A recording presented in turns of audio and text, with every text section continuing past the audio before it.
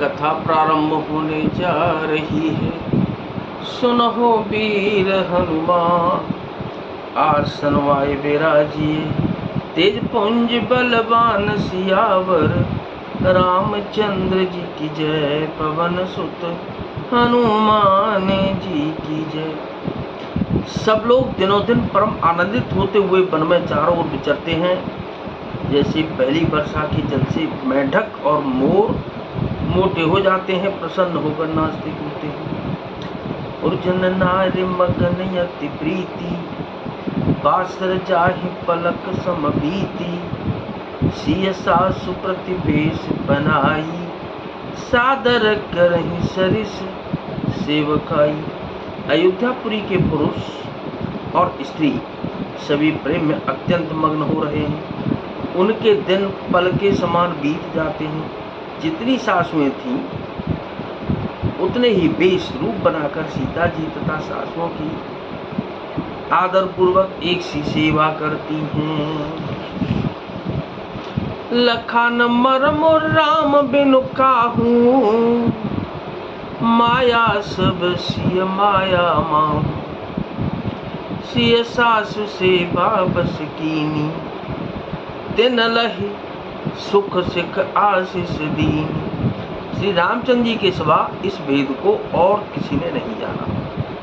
सब मायाएं पराशक्ति महामाया श्री सीता जी की माया में ही हैं। सीता जी ने सासुओं को सेवा से वश में कर लिया। उन्होंने सुख पाकर सीख और आशीर्वाद दिए।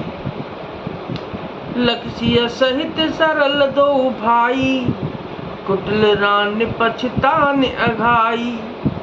अवन जमहि जाचत के की, महीना बीच बिद में चुन दे।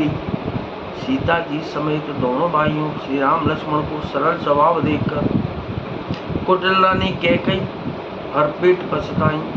वह पृथ्वी तथा यमराज से याचना करती हैं, किंतु धरती बीच फटकर समा जाने के लिए रास्ता नहीं देती और विधाता मौत नहीं देता।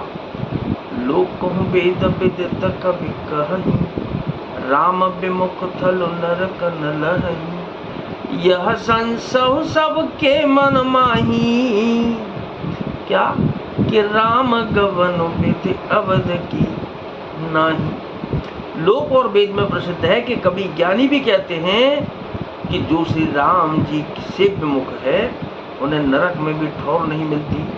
सबके मन में यह संदेह हो रहा था कि हे विधाता, श्री रामचंद्र जी का अयोध्या जाना होगा या नहीं। निस न नींद नहीं भूख दिन, बरतु बिकल सुचि सोच।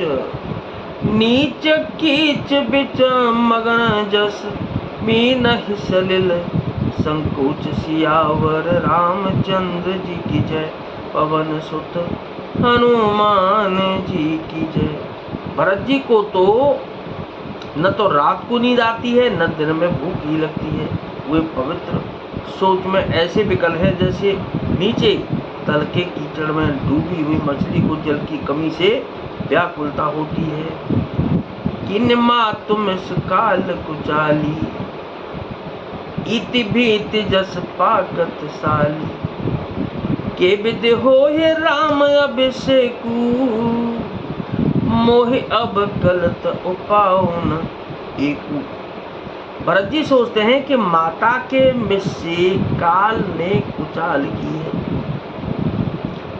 जैसे धान के पकते समय इति का वह उपस्थित हो। अब श्री रामचंद्र जी का राज्याभिषेक किस प्रकार हो, मुझे तो एक भी उपाय नहीं सूझ पड़ता। अवश्य फिर ही गोर आय सुमानी, मुनि पुनि कहब राम रुचि जानी। मातु कहे हूँ बहु रहे रघुराऊ, राम जननी हट कर बिके काऊ। गुरु जी की आज्ञा मानकर तो श्री राम जी अवश्य अयोध्या को लौट चलेंगे, परंतु मुनि वशिष्ठ जी तो श्री रामचंद्र जी की रुचि जानकर ही कुछ कहेंगे, अर्थात वे श्री रामचंद्र जी की रुचि देखे बिना जाने को ही नहीं कहेंगे। माता कौशल्या जी के कहने से भी श्री रघुनाथ जी लौट सकते हैं, पर भला श्री राम जी को जन्म देने वाली माता क्या कभी हट करेगी। मोहि अनुचर कर केतिक बाता, तेहि मह कुसमहु बाम विधाता। जो हट करहूँ तन पटक करमू, हर गिरते गुरु सेवक धर्म। मुझ सेवक की तो बात ही कितनी है, उसमें भी समय खराब है, मेरे दिन अच्छे नहीं हैं और विधाता प्रतिकूल है। यदि मैं हट करता हूँ तो यह घोर कुकर्म अधर्म होगा, क्योंकि सेवक का धर्म सिद्धि के पर्वत कैलाश से भी भारी निवाहने में कठिन है। एकऊं जुगुत न मन ठहरानी, सोचत बरत रैन बेहानी। प्रात नहाय प्रभु सिर नाही, और बैठत पठेर से बुलाई। एक भी युक्ति भरत जी के मन में न ठहरी। सोचते ही सोचते रात बीत गई। भरत जी प्रातः काल स्नान करके और प्रभु श्री रामचंद्र जी को सिर नवाकर बैठे ही थे कि ऋषि वशिष्ठ जी ने उनको बुलवा भेजा। गुरुपद कमल प्रणाम कर, बैठे आय सुपाय। विप्र महाजन सचिव सब, जुरे सभासद आई सियावर। रामचंद्र जी की जय, पवन सुत हनुमान जी की जय। भरत जी गुरु के चरण कमलों में प्रणाम करके आज्ञा पाकर बैठ गए।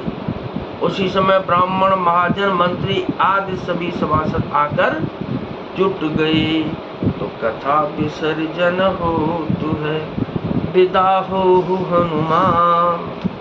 राम लखन और जानकी, सदा करे कल्याण सियावर। रामचंद्र जी की जय, पवन सुत हनुमान जी की जय। नाथ सकल संपदा तुम्हारी, मैं सेवक समेत सोत नारी।